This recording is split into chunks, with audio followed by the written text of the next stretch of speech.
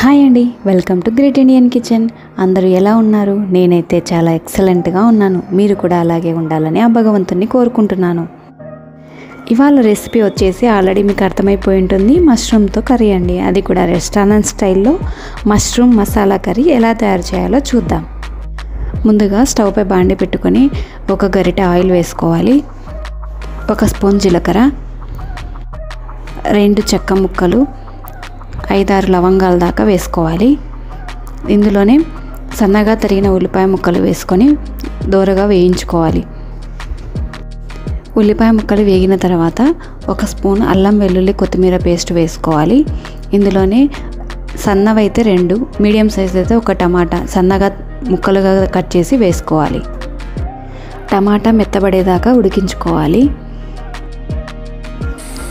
1/2 spoon garam masala, రుచికి సరిపడా ఉప్పు, 1/2 టీ స్పూన్ పసుపు, 1 స్పూన్ జీలకర్ర పొడి వేసి మసాలాలన్నీ బాగా కలుపుకొని టమాటాలు మసాలాలు వేగేదాకా ఉడికించుకోవాలి. ఇందులోనే 1 స్పూను కారం కూడా వేసుకోవాలి. మీ రుచికి సరిపడా వేసుకోవచ్చు. మసాలాలు వేగిన తర్వాత ఇందులో కొంచెం వాటర్ పోసుకొని బాగా ఉడికించుకోవాలి.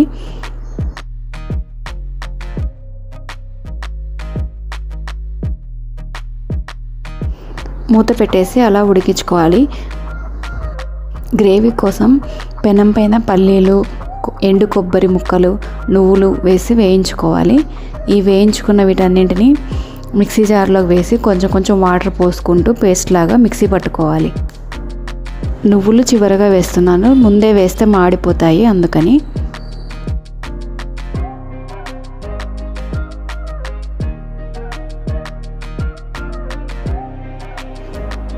గ్రేవీ కొంచెం దగ్గరగా అయినప్పుడు ఇందులో మనం మిక్సీ పట్టుకు పెట్టుకున్నటువంటి పల్లీలు, ఎండు కొబ్బరి, నువ్వుల పేస్ట్ని ఇందులోనే వేసి బాగా కలుపుకొని ఉడికించుకోవాలి.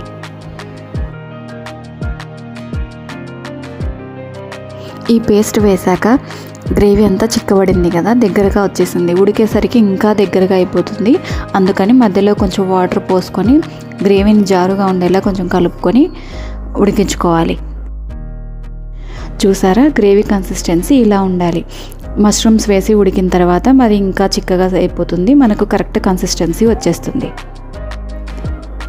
ముందుగా కట్ చేసి పెట్టుకున్న మష్రూమ్ ముక్కలు కూడా వేసి బాగా కలిపేసుకొని ఒకసారి ఉడికించేసుకుంటే రెస్టారెంట్ స్టైల్లో మష్రూమ్ మసాలా కర్రీ రెడీ అయిపోతుంది.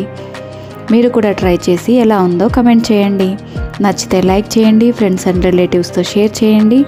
సబ్స్క్రైబ్ చేసుకోవడం మాత్రం మర్చిపోవద్దు. Thank you for watching. More power to you all. మళ్ళీ నెక్స్ట్ వీడియోలో ఇంకో ఎగ్జైటింగ్ రెసిపీతో కలుద్దాం. బాయ్.